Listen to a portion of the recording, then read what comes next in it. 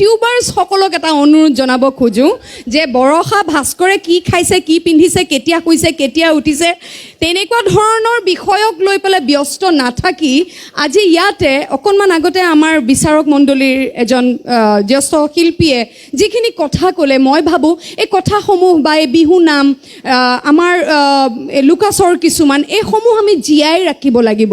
এটা খুব সুন্দৰ আৰু শক্তিশালী যন্ত্ৰ হৈছে আমাৰ মোবাইল ফোনটো, য'ত আজিকালি যুৱ প্ৰজন্মক মই দেখিছোঁ ইউটিউবাৰসকলে বৰ সুন্দৰ সুন্দৰ কিছুমান কণ্টেণ্ট তেওঁলোকে বনায় আৰু উপস্থাপন কৰে ইউটিউবত। গতিকে এনেকুৱাও আমি পাৰোঁ নেকি এবাৰ যদি ভাবি চাই বা এনেকুৱা ধৰণৰ কিছুমান অনুষ্ঠান যদি ৰাখে, তেনেহ'লে মই ভাবোঁ আমাৰ যুৱ প্ৰজন্মই এই পুৰণি কথাখিনি যিখিনি আমি জীয়াই ৰাখিব লাগিব। বিহু অকল নাচিব জানিলেই নহ'ব, গোটেইখিনি কথা আমি জানিব লাগিব। এতিয়া বিহু ননচাখিনিওতো আমাৰ পৰম্পৰাৰ বিষয়ে জানিব লাগিব।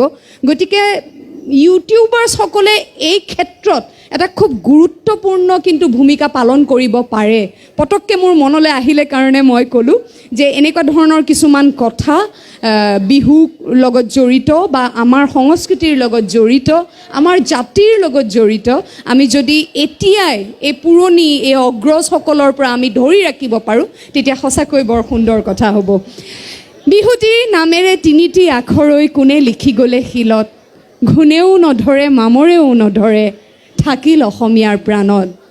যদিও বা আজি আমি এই বিহু মেলা সামৰিম, তথাপিও বিহু আমাৰ দেহত প্ৰাণত সদায় জীয়াই থাকিব। ক'ভিডে আমাক কি শিকাই গ'ল? আমি কওঁ যে 2020টো খুব বেয়া চন আছিল, খুব বেয়া বছৰ আছিল। নহয়, মই ভাবোঁ 2020 বছৰটো আমাৰ নিজৰ বাবে এটা শিক্ষা লোৱা এটা বছৰ।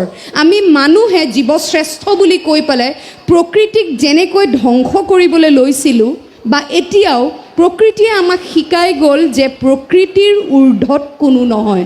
গতিকে গছ বন আমাৰ কাৰণে কিমান প্ৰয়োজনীয়। ঠিক তেনেকৈ 3 বছৰ বয়সৰ পৰা এইখন মঞ্চত মই বিহু নাচিছোঁ। চিৰি বগাব নোৱাৰোঁ, মোক কোনোবাই হেনো কোলাত তুলি পেলাই ষ্টেজত উঠাই দিছে, মই বিহু নাচিছোঁ। জীৱনত প্ৰথমবাৰৰ বাবে জন্মৰ পৰা আজিলৈকে এইবাৰ মই পতাকা উত্তোলন অৰ্থাৎ গৰু বিহু দিনাখন মই লতাশিলত নাই।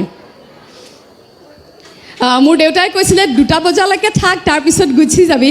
সিফালে স্বামীয়ে কৈ আছে নহয় মেইন ভেটিলৈ যাব লাগিব দেই, গৰু বিহুৰ দিনাখন মেইন ভেটিলৈ যাব লাগিব। মই তেখেতৰ চিন্তাকো সন্মান জনাইছোঁ।